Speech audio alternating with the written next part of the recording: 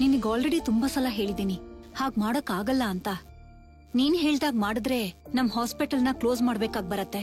ಕೊನೆದಾಗ ಒಂದು ಮಾತು ಹೇಳ್ತೀನಿ, ಈ ಪ್ರಪಂಚದಲ್ಲಿ ಯಾವುದೇ ಗಂಡ ಹೆಂಡತಿಗೆ ನಿಜವಾಗ್ಲೂ ಮಕ್ಳು ಹುಟ್ಟಲ್ಲ ಅಂತ ಡಾಕ್ಟರ್ ಹೇಳಿದ್ರೆ ತಕ್ಷಣ ಡಾಕ್ಟರ್ನ ಬದಲಾಯಿಸಿ ಬೇರೆ ಬೇರೆ ರೀತಿನಲ್ಲಿ ಮಕ್ಕಳನ್ನ ಮಾಡ್ಕೊಳ್ಳೋದಕ್ಕೆ ಟ್ರೈ ಮಾಡ್ತಾರೆ. ಆದ್ರೆ ಅನಾಥ ಮಕ್ಕಳನ್ನ ದತ್ತು ತಗೊಳ್ಬೇಕು ಅಂತ ಯಾರೂ ಅನ್ಕೊಳಲ್ಲ. ಪ್ಲೀಸ್ ಮೇಡಮ್, ನೀವು ಪ್ಲೀಸ್ ಅಂದ್ ಮಾತ್ರಕ್ಕೆ ಇದು ಹೋಮ್ ಲೋನೋ ಪರ್ಸನಲ್ ಲೋನೋ ಅಲ್ಲ. ತಕ್ಷಣ ತಗೊಳೋದಿಕ್ಕೆ ದತ್ತು ತಗೊಳ್ಳೋದು ತುಂಬಾ ಕಷ್ಟ. ಎಷ್ಟು ಕಷ್ಟ ಆದ್ರೂ ಪರವಾಗಿಲ್ಲ ಮೇಡಮ್.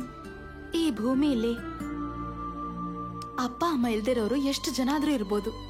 ಆದ್ರೆ ನೀವು ನಾನು ಇರೋವರೆಗೂ ಅವರು ಅನಾಥರಾಗಿರ್ಬಾರ್ದು.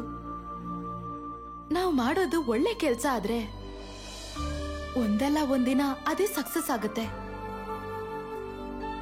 ಕಷ್ಟಪಟ್ಟು ಪ್ರಯತ್ನಿಸಿಲ್ಲ ಅಂದ್ರೆ ಹೊಸ ಪ್ರಪಂಚನ ಸೃಷ್ಟಿ ಮಾಡಕ್ ಆಗಲ್ವಲ್ಲ ಮೇಡಮ್. ನೀವು ಒಂದ್ ಡಾಕ್ಟರ್ ಅಂತಲ್ದೆ ಒಂದ್ ಮಗುವಿನ ತಾಯಿ ಅಂತ ಯೋಚಿಸಿ. ಎಷ್ಟೋ ಅನಾಥ ಮಕ್ಕಳಿಗೆ ನಿಮ್ಮಂತ ಒಳ್ಳೆ ಅಮ್ಮ ಸಿಕ್ಕಿದ್ರೆ ಅವರನ್ನು ಸಂತೋಷವಾಗಿರ್ತಾರಲ್ವಾ ಮೇಡಮ್. ನಿಮ್ ಈ ಆಸೆಗೆ ಏನೇ ಹೆಲ್ಪ್ ಬೇಕಿದ್ರು ನಾನ್ ಮಾಡ್ತೀನಿ. Thanks madam.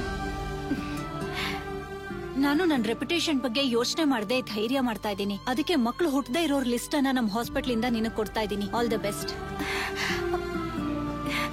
Thank you madam. Thank you doctor. ಯಾರ್ ನೀವು?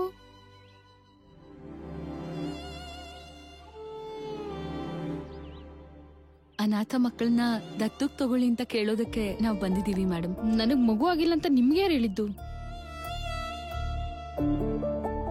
ಅರ್ಥ ಆಯ್ತು ನನಗೆ. ಕಳ್ಳಿ ನಮ್ಮ ಅತ್ತೆನೆ ಹೇಳಿರ್ತಾಳದೆಲ್ಲ. ಅವಳು ಗ್ರಾಚಾರ ಬಿಡಿಸ್ತೀನಿ ಇರು. ಅತ್ತೆ, ಏನೇ ಅತ್ತೆ? ಏನೇ ಅಂಕಿರಿಸ್ತಾ ಇದ್ಯಾ? ನನಗ್ ಮಗು ಆಗಿಲ್ಲ ಅಂತ ನೀವೇನಾ ಇವ್ರಿಗೆ ಹೇಳಿದ್ದು? ಅವ್ರಿಗೆ ಹೇಳ್ಬೇಕು ಅನ್ನೋ ಕರ್ಮ ಏನೇ ಇದೆ. ನಿನ್ನ ಮಕ್ಳಾಗಲ್ಲ ಅಂತ ನನಗ್ ಚೆನ್ನಾಗ್ ಗೊತ್ತಲ್ವಾ? ನಿನ್ನ ಮನೆಯಿಂದ ಆಚೆ ಕಳಿಸಿ ನನ್ ಮಗನ್ಗೆ ಇನ್ನೊಂದ್ ಮದ್ವೆ ಮಾಡಿಸ್ತೀನಿ. ನನ್ ಗಂಡಿಗೆ ಇನ್ನೊಂದ್ ಮದ್ವೆ ಮಾಡ್ತೀನಿ ಅಂತ್ಯ. ಫಸ್ಟ್ ನಿನ್ನ ಹೊರಗಡೆ ಹಾಕ್ತೀನಿ.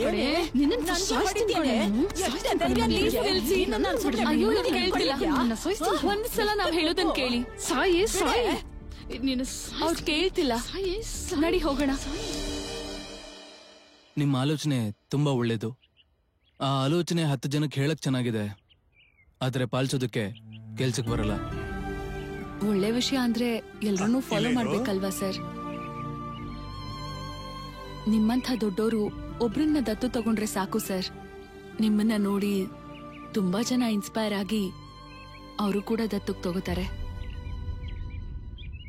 ಆಗ ಈ ದೇಶದಲ್ಲಿ ಅನಾಥ ಮಕ್ಕಳೇ ಇರೋದಿಲ್ಲ ಸರ್.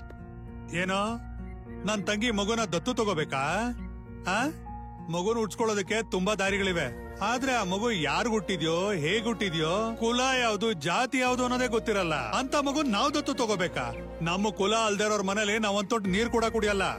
ಅಂತದ್ರಲ್ಲೇ ಈ ಮಗುನ್ ತಂದು ಇಲ್ಲಿ ಬಿಡ್ತೀರಾ ನೀವು? ಮೊದ್ಲ ನಿನ್ನನ್ ಬೈಬೇಕು ಬಾವ. ಇಂಥವ್ರನ್ನೆಲ್ಲ ಮನೆಯೊಳಗ್ ಸೇರಿಸ್ತಿರಲ್ಲ. ಏಯ್, ಮರ್ಯಾದೆಗೆ ಆಚೆ ಹೋಗ್ತೀರಾ ಇಲ್ಲ ಕತ್ತೆಳದ್ ತಳ್ಬೇಕಾ?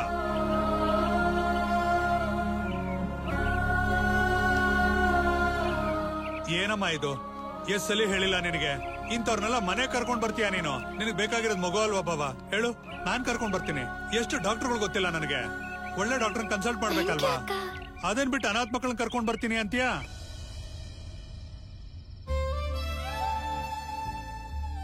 ಅಕ್ಕ, ನಮ್ಮಮ್ಮ ಬಂದು ಇಲ್ಲಿಂದ ನನ್ನನ್ ಕರ್ಕೊಂಡ್ ಹೋಗ್ತಾರಾ? ಅಕ್ಕ, ಅಪ್ಪ ಅಮ್ಮ ಅಂತ ಕರೆಯೋ ಅದೃಷ್ಟ ನಮ್ಮಂತ ಅನಾಥ ಮಕ್ಕಳಿಗೆ ಇದೆಯಾ?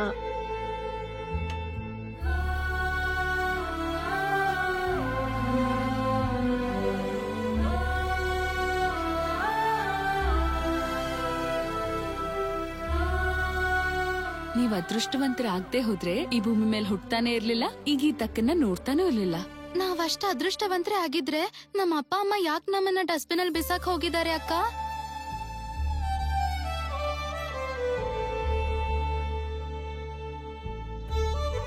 ಅಸ್ಸಾಮಲ್ ಕೂಡ ಕಸದ ಬುಟ್ಟಿಯಲ್ಲಿ ಜ್ಯೋತಿ ಅನ್ನೋ ಅಕ್ಕನ್ನ ಬಿಸಾಕಿದ್ರು. ಆ ಅಕ್ಕ ಈಗ ಅಸಿಸ್ಟೆಂಟ್ ಕಮಿಷನರ್. ನಿಮ್ಮನ್ನು ಕೂಡ ಹುಷಾರಾಗಿ ಅಪ್ಪ ಅಮ್ಮನ ಹುಡುಕಿ ಕಳಿಸ್ತೀವಿ. ನೀವು ಹೋಗ್ತಿರಲ್ಲ? ನಾನೆಲ್ಲಿಗೂ ಹೋಗಲ್ಲ ಅಕ್ಕ. ನಿಮ್ ಜೊತೆನೆ ಅನಾಥಾಶ್ರಮಲ್ಲಿ ಇದ್ದು ನೀವ್ ಹೇಳಿದ ಕೆಲ್ಸ ಎಲ್ಲ ಮಾಡ್ತೀನಿ. ಮಕ್ಕಳನ್ನ ಹುಷಾರಾಗಿ ನೋಡ್ಕೊಂತೀನಿ.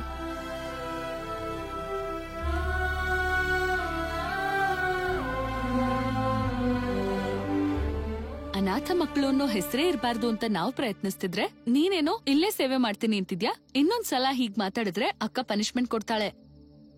ಸಾರಿ ಅಕ್ಕ.